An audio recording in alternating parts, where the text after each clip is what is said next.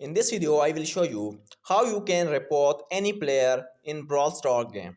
So in order to report a player, you have to open your Brawl Stars desktop app. Simple app, open your app on top right side. You are seeing three lines. Click on these three lines and then go to your settings. In your setting, click on help and support.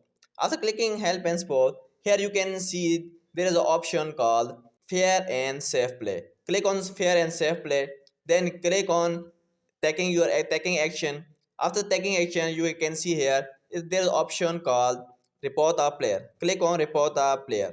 After clicking on report a player, on the top right side you can see a blue bubble. Click on this blue bubble.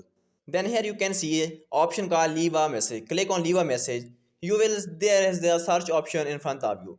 Now in search, click report a player and search this. When you search this, there is some options will be appear in front of you. Then click on report offensive player. Then in search option again, type the player ID and submit it. Once you submit player ID, it will be reported to support and they will report that player.